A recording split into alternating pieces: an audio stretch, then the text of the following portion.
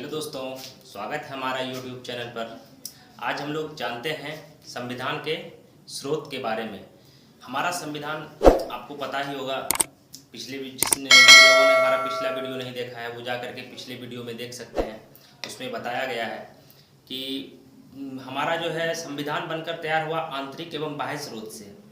आंतरिक स्रोत से मतलब है कि जो इस समय जो ब्रिटिश काल में जो अधिनियम वगैरह जो भारत में लागू थे वो हो गए, और जो बाहरी देशों से लेकर के बनाया गया, कुछ देशों से लेकर के हमारा संविधान बन करके तैयार हुआ है, तो यही हुआ आंतरिक और बाह्य स्रोत। तो आइए हम लोग जानते हैं आज कि हमारा संविधान के स्रोत किन किन देशों से लेकर के बनाए गए हैं। ठीक है, सबसे पहले आता है भारत शासन अधिनियम 1935। आपको पता ही होगा कि भारत शासन अधिनियम से ही सबसे ज़्यादा जो है संविधान के स्रोत जो है लिए गए हैं। हमारे संविधान में सबसे ज़्यादा स्रोत भारत शासन अधिनियम से लिए गए हैं। आपको पता होगा मूल संविधान में 395 अनुच्छेद थे। 395 अनुच्छेद में से लगभग 250 अनुच्छेद, ठीक है, 250 अनुच्छेद क्या किए गए हैं, लिए गए हैं भारत शासन अधिनियम से। ठीक है, इसमें से कुछ इंपॉर्टेंट है, क्योंकि एग्जाम में ये नहीं पूछा जाता है कि कहाँ से लिए गए हैं, न्यायपालिका कहाँ से लिए गए, सबसे ज़्यादा किस में लिए गए हैं ये पूछा जाता है। तो याद रखना है भारत शासन अधिनियम 1935 से सबसे ज़्यादा जो है संविधान के स्रोत लिए गए हैं, संविधान के आर्टिकल लिए गए हैं। ठीक है, ऐसे नॉर्मली में याद रख सकते हैं न्यायपालिका, ये भारत शासन अधिनियम से लिया गया है। कैग जिसको कि नियंत्रक महालेखा परीक्षक बोला जाता है, इसके क्या काम है इसको हम बताएंगे। अनुच्छेद 148 के साथ हमारे संविधान में कैग की व्यवस्था की गई है। लोक सेवा आयोग के तहत ही जितने भी हमारे IAS IPS जो नियुक्त होते हैं वो लोक सेवा आयोग के अंतर्गत ही आते हैं। तो संविधान में इसकी भी व्यवस्था की गई है। तो सबसे ज़्यादा क्वेश्चन पूछा जाता है कि सबसे ज़्यादा संविधान के स्रोत कहाँ से लिए गए हैं, तो भारत शासन अधिनियम 1935 से लिए गए। ठीक है, दूसरा हम लोग आते हैं ब्रिटेन। क्योंकि हमारे देश, हमारा उपनिवेश ब्रिटिश उपनिवेश था ब्रिटेन से, तो इसलिए जो है सबसे ज़्यादा उसके बाद जो है ब्रिटेन से सबसे ज़्यादा स्रोत लिए गए हैं। जैसे संसदीय शासन व्यवस्था कि भारत में अपना एक संसद होगा, या संसदीय विशेषाधिकार, विधि का शासन, कानून बनने की प्रक्रिया, विधि का शासन, ये लिया गया है ब्रिटेन के संविधान से। तो इसको आपको, ये इम्पोर्टेंट है, इसको आपको याद रखना है। एकल नागरिकता आपको पता ही होगा, पिछले वीडियो में भी बताया गया था कि एकल नागरिकता ब्रिटेन के संविधान से लिया गया है। जैसे अमेरिका की नागरिकता दोहरी नागरिकता है, तो दोहरी नागरिकता, एकल नागरिकता से मतलब है दोहरी नागरिकता वो हुई जो राज्य स्तर पर अलग और केंद्र स्तर पर अलग, यानी कि देश स्तर पर अलग, और भारत में सिर्फ एक ही नागरिकता है देश स्तर पर। मंत्रिमंडलीय व्यवस्था कि हमारा एक प्रधानमंत्री होगा तो उसमें मंत्रिमंडलीय व्यवस्था, जैसे गृह मंत्री, विदेश मंत्री, ऐसी मंत्रिमंडलीय व्यवस्था कहाँ से ली गई है, ब्रिटेन के संविधान से ली गई है। ठीक है, अब आते हैं USA। आपको इसको एक याद करना है और कॉपी में लिखना है, इससे क्या होगा कि आपको बहुत जल्दी याद हो जाएगा। ठीक है, USA आते हैं।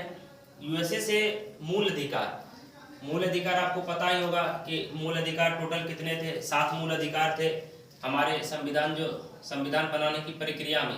यानी कि शुरुआत में 7 मूल अधिकार थे, लेकिन संपत्ति के अधिकार को हटा दिया गया, उसको अब क्या कर दिया गया है, कानूनी अधिकार कर दिया गया है। तो टोटल कितने हैं, टोटल 6 रह गए हैं। ठीक है, मूल अधिकार कितने रह गए, 6 रह गए। संपत्ति के अधिकार को हटा करके कानूनी अधिकार कर दिया गया। न्यायिक पुनरावलोकन, संसद के द्वारा जो भी विधि या जो भी संसद के द्वारा जो भी विधि कानून जो बन करके संविधान संशोधन जो भी पास होगा, वो संविधान के अंतर्गत है कि नहीं है, आता है कि नहीं आता है। ठीक है, इसके न्यायिक पुनरावलोकन का अधिकार है हमारे संविधान में। तो ये कहाँ से लिया गया है, USA से लिया गया है। संविधान की सर्वोच्चता, यानी कि संविधान ही सर्वोच्च होगा, यानी कि संविधान ही सर्वश्रेष्ठ है। और संविधान की सर्वोच्चता कहाँ से आती है, तो हम भारत के लोग, we are the people of India. आपको प्रस्तावना याद होगा, प्रस्तावना में पहला यही है, हम भारत के लोग भारत को एक संपूर्ण प्रभु समाजवादी पंथ निरपेक्ष गणराज्य बनाने के लिए, ऐसे प्रस्तावना है। तो इस तरह से संविधान की सर्वोच्चता, निर्वाचित राष्ट्रपति, उसके बाद महाभियोग, यानी कि भारत का एक राष्ट्रपति होगा, ये कहाँ से लिया गया है, यूएसए के संविधान से लिया गया। महाभियोग यानी कि राष्ट्रपति के ऊपर महाभियोग, अगर राष्ट्रपति अपने कर्तव्यों का निर्वहन सही से नहीं कर रहा है तो उसके ऊपर भी महाभियोग लगा करके उसको हटाया जा सकता है, ठीक है। उसके बाद कनाडा आते हैं, ठीक है। तो कनाडा से लिया गया है संघात्मक व्यवस्था, ठीक है। शक्तियों का विभाजन, यानी कि राज्य सरकार और केंद्र सरकार के बीच की शक्तियों का विभाजन, कि राज्य सरकार का क्या दायित्व होगा, केंद्र सरकार का क्या दायित्व होगा, ठीक है। और इन सब से जो शक्तियां, ये इन सब चीजों से जो शक्तियां बच जाती है वो अवशिष्ट शक्तियां किसके पास रहेगी, केंद्र के पास रहेगी, ठीक है। तो ये संघात्मक व्यवस्था, शक्तियों का विभाजन, अवशिष्ट शक्तियां केंद्र के पास, ठीक है। तो ये कहाँ से लिया गया है, कनाडा के। आयरलैंड काफी इंपॉर्टेंट है ये, और बहुत सारे एग्जाम में बार बार पूछा जाता है कि आयरलैंड के संविधान से क्या लिया गया है, राज्य के नीति निर्देशक तत्व कहाँ से लिया गया है, राज्यसभा में मनोनयन, ये बहुत इंपॉर्टेंट है, इसको याद रखना जरूरी है। राज्य के नीति निर्देशक तत्व, राज्य के अंदर जो भी कानून बनेगी वो नीति निर्देशक तत्व के ध्यान में रखते हुए बनेगी, ठीक है। तो ये कहाँ से लिया गया है, ये स्रोत कहाँ से लिया गया है, आयरलैंड से लिया गया है। राज्यसभा में मनोनयन, राज्यसभा में राष्ट्रपति के द्वारा 12 सदस्यों का क्या किया जाता है, मनोनयन किया जाता है, ठीक है। तो राज्यसभा में जो मनोनयन की प्रक्रिया है, स्रोत है, ये कहाँ से लिया गया है, आयरलैंड से लिया गया है। संविधान संशोधन, कोई भी कानून या कोई भी ऐसी चीज जो कि संविधान के तहत अच्छी है उसको जोड़ना है, तो ये संविधान संशोधन की प्रक्रिया कहाँ से ली गई है, दक्षिण अफ्रीका से, ठीक है। फ्रांस, समानता, स्वतंत्रता, बंधुत्व एवं गणतंत्र। आपको पता होगा, बहुत सारे छात्रों ने, बहुत सारे हमारे दोस्तों ने पढ़ा होगा कि फ्रांस की क्रांति, जब फ्रांस की क्रांति की बात आती है तो उसमें जो है 3 शब्द, समानता, स्वतंत्रता और बंधुत्व, ठीक है। ये नारा काफी प्रसिद्ध हुआ था, और आगे चल करके ये संविधान बनाने की प्रक्रिया में काफी देशों ने इसको फॉलो किया, और ये बहुत ही काफी महत्वपूर्ण हुआ, ठीक है। एवं गणतंत्र से व्यवस्था है कि जो भी देश का सर्वोच्च पद होगा वो वंशानुगत नहीं होगा, मतलब कि कोई जैसे कि पहले राजा महाराजा होते थे तो क्या राजा का बेटा ही राजा बनेगा, लेकिन ऐसा नहीं है। गणतंत्र का मतलब यही हुआ कि वंशानुगत नहीं होगा, जो जनता के द्वारा चुना जाएगा आप उसको ही स्वीकार किया जाएगा। तो ये कहाँ से लिया गया है, फ्रांस से लिया गया है। ये भी काफी महत्वपूर्ण है, ये एग्जाम में काफी बार पूछा गया है। ऑस्ट्रेलिया, समवर्ती सूची और संयुक्त अधिवेशन।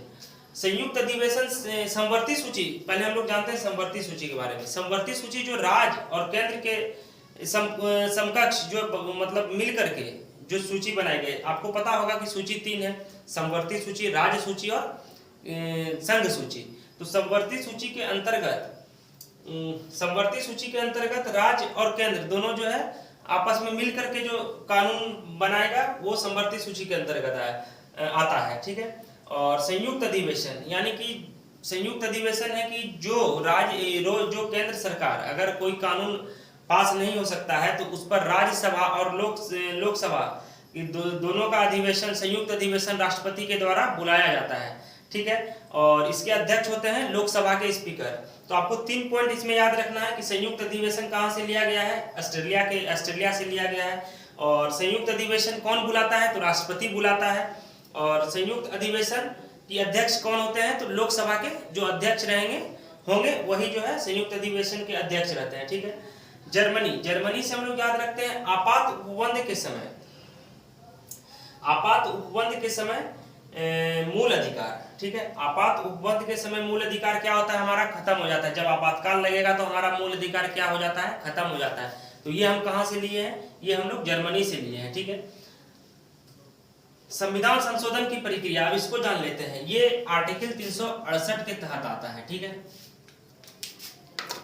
ये आर्टिकल 368 के तहत आता है संविधान संशोधन की प्रक्रिया आर्टिकल 368 के तहत आता है। इसको भी याद रखना जरूरी है, आर्टिकल को याद रखना जरूरी है, ठीक है। अब आते हैं रूल्स, मौलिक कर्तव्य। आपको पता होगा कि मौलिक कर्तव्य हमारे मूल संविधान में नहीं था। इसको 42वें संविधान संशोधन 1976 में जोड़ा गया है। और ये कहाँ से लिया गया था? रूस से लिया गया था। मौलिक कर्तव्य कहाँ से लिया गया है? तो रूस से लिया गया। ये भी काफी इंपॉर्टेंट है, बार बार पूछा जाता है। और 42वें संविधान संशोधन को मिनी कॉन्स्टिट्यूशन भी बोला जाता है। ये भी ये हम पिछले वीडियो में बता चुके हैं। क्यों बोला जाता है तो इसके बारे में आगे हम वीडियो में बताएंगे। और क्योंकि 42वें संविधान संशोधन में ऐसी बहुत सारी चीजें जो कि संविधान में जोड़ी गई थी, ठीक है। उसके बाद हम लोग याद करते हैं संसदीय विशेषाधिकार, ठीक है। तो संसदीय विशेषाधिकार आर्टिकल 105 याद रखेंगे। आर्टिकल 105 के अंतर्गत संसदीय विशेषाधिकार प्राप्त है, संविधान में जोड़ा गया है, ठीक है। उसके बाद हम लोग आते हैं